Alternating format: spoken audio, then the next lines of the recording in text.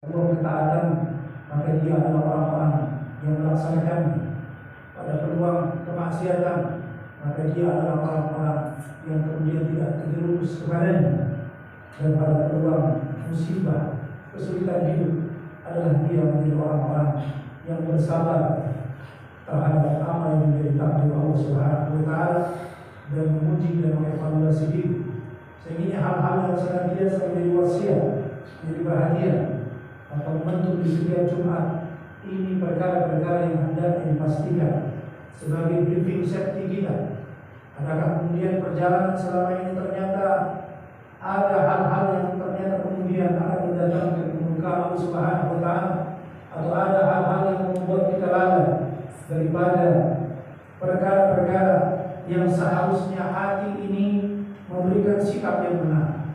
Sikap hati yang benar pada peluang ketaatan kepada Allah adalah dia senantiasa menjadi orang-orang yang memang merencanakan untuk melaksanakannya. Ya, terlepas daripada perkara yang kemudian tidak mau atau bahkan tidak mau tahu tentang perkara-perkara yang diperintahkan. Dan sesungguhnya ini adalah kelalaian besar, bahkan bisa terjerumus kepada kesombongan di hadapan Allah Subhanahu wa Ta'ala. Seseorang terkadang dia mungkin tidak sombong di hadapan manusia, tetapi ternyata dia telah jatuh kesombongannya di hadapan Allah Subhanahu wa Ta'ala. Kapan seseorang itu jatuh kesombongannya kepada Allah Subhanahu wa Ta'ala? Ketika dia mulai meremehkan apa-apa yang telah diperintahkan oleh Allah Subhanahu wa Ta'ala. Karena sungguh perkara-perkara yang diperintahkan, seseorang ketika dia meremehkan apa yang diperintahkan, maka sesungguhnya ancaman dosanya lebih besar daripada seseorang yang mungkin masih sekali-kali atau terjerumus kepada hal-hal yang diharamkan. Dan hal-hal ini menjadi sesuatu yang harus dipastikan, karena sikap yang salah atau mindset yang tidak benar, maka sesungguhnya dia akan terjerumus kepada semakin jauh daripada peluang-peluang apa yang sesungguhnya Allah Subhanahu wa Ta'ala berikan. Innallaha yaqbalu taubatal 'abd hatta lam yughfir. Allah masih menerima taubat hambanya selama nyawanya belum sampai di kerongkongannya. Maka taubat seorang hamba adalah bermula daripada perkara-perkara yang diperintahkan. Bertaubat kepada Allah, yakni beristighfar, adalah bagian yang menjadi modal awal seseorang ingin kemudian dia akan dilayakkan oleh Allah Subhanahu wa Ta'ala pada perbaikan dirinya, perbaikan hatinya, perbaikan lisannya, perbaikan perbuatannya. Maka Allah Subhanahu wa Ta'ala yang berhak memberikan petunjuk, sehingga hal-hal ini senantiasa kemudian menjadi nasihat dan menjadi peringatan. Lalu kemudian kita pada saat ini berada di bulan haram.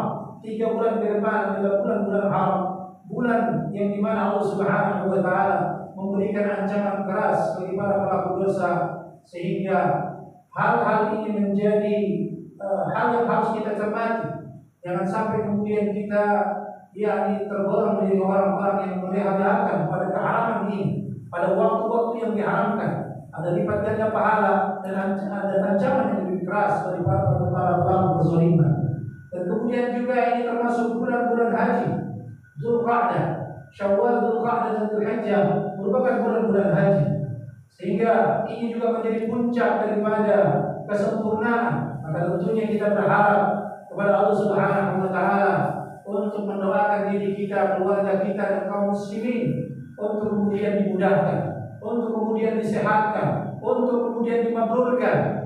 Karena ketika semakin banyak di antara hamba-hamba Allah Subhanahu wa Ta'ala dalam hal yakni kesempurnaan secara zahir ibadahnya kepada Allah, melaksanakan rukun Islam yang kelima, ibadah haji Baitullah, maka ketika banyak orang-orang yang mabrur daripada kaum muslimin, maka sesungguhnya akan memberikan pengaruh besar pada permasalahan-permasalahan dunia Islam. Karena bagi seorang yang mabrur, kata Nabi sallallahu alaihi wasallam, wal hajjul mabrur laisa lahu jazaa'un illa al-jannah. Betapa pentingnya seseorang ketika dia punya kesempatan atau bahkan mendoakan saudaranya yang sedang pergi haji akan melaksanakan ibadah haji, benar-benar mereka mencapai kemakburannya. Karena ini menjadi fadilah, menjadi keutamaan, menjadi bahkan kekuatan di hadapan Allah Subhanahu wa Ta'ala, daripada kelayakan, kemuliaan daripada kaum muslimin, seorang yang bertauhid kepada Allah di setiap zaman. Semakin banyak orang-orang yang diterima hajinya oleh Allah Subhanahu wa Ta'ala di setiap tahun, di sepanjang zaman, maka Allah Subhanahu wa Ta'ala diberikan yakni pertolongan daripada kelayakan daripada apa-apa yang dijanjikan oleh Allah Subhanahu wa taala. Karena Nabi menyatakan wal hajjul mabrur laisa lahu jazaa'un illa al-jannah. Sesungguhnya orang-orang yang hajinya mabrur diterima oleh Allah Subhanahu wa taala, maka sesungguhnya tidak ada balasan baginya yang Allah siapkan kecuali hanya surga.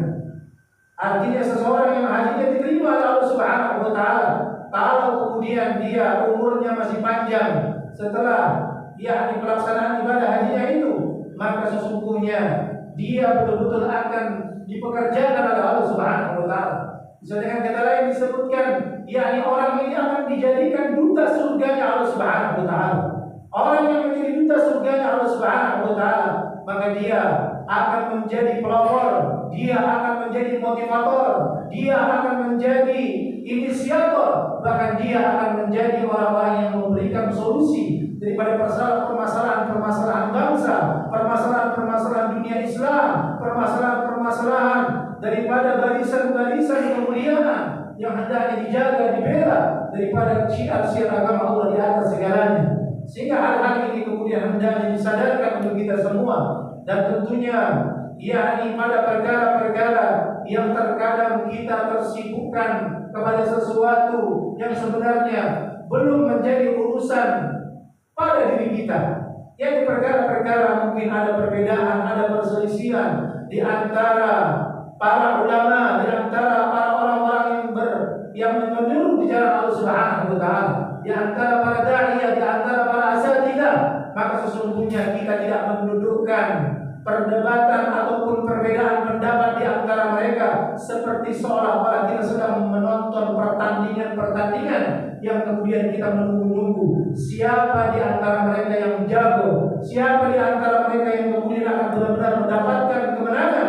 Waliyadillah, ujian di antara umat Nabi Sallallahu Alaihi Wasallam adalah perbedaan, adalah perselisihan. Maka di antara para orang-orang yang berselisih, di antara para ulama kaum muslimin, maka sesungguhnya Allah Subhanahu wa taala sedang menguji hati-hati mereka. Mana di antara mereka adalah orang-orang yang betul-betul terus berada di jalan Allah Subhanahu wa taala pada keistiqomahannya, atau kemudian waliyadillah dia telah berada pada hawa nafsunya, dia telah berada pada kepentingan popularitasnya, dia telah ada pada kepentingan yang kemudian mungkin akan mulai terganggu ketika dia nampak kelemahannya, kesalahannya yang kemudian waliyadillah ini ketika terus dibenturkan, diperkeruhkan, maka sesungguhnya kita tidak berada pada apa yang kemudian mendapatkan kelayakan.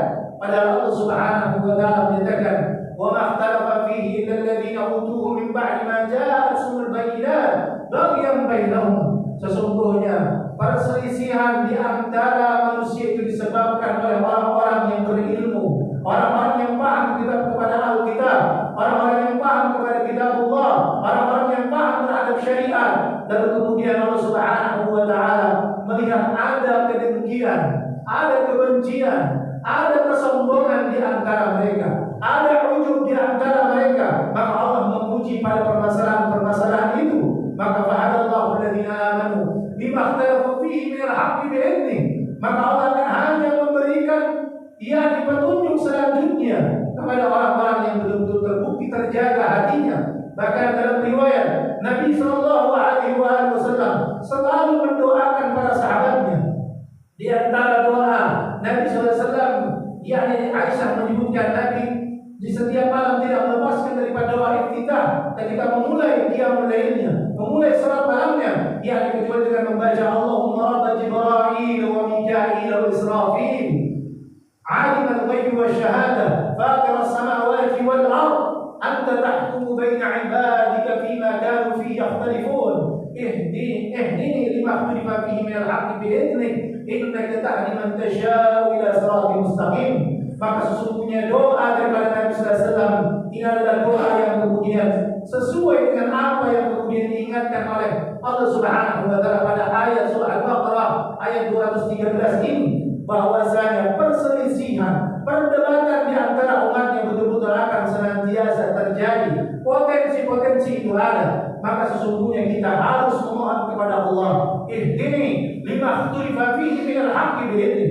Kita dicontohkan oleh Nabi SAW untuk memohon petunjuk kepada Allah Subhanahu wa Ta'ala, bukan menikmati perdebatan mereka, menikmati menunggu-nunggu kira-kira mana kita berada pada golongan-golongan ini. Waliyadzubillah, semakin semerawut dan semakin membuat gaduh di antara kaum muslimin, semakin hilang persaudaraan, semakin hilang persatuan. Maka Nabi menyuruh kita berdoa, ihdini lima ikhtalafa fihi minal haqqi bi'idhnik, ya Allah berikanlah aku petunjuk terhadap apa-apa yang mereka perselisihkan itu daripada kebenaran-Mu, atas izin-Mu ya Allah. Sesungguhnya Engkau adalah Zat yang satu-satunya memberikan petunjuk kepada sesiapa saja yang senantiasa Engkau menghendakinya terhadap petunjuk itu.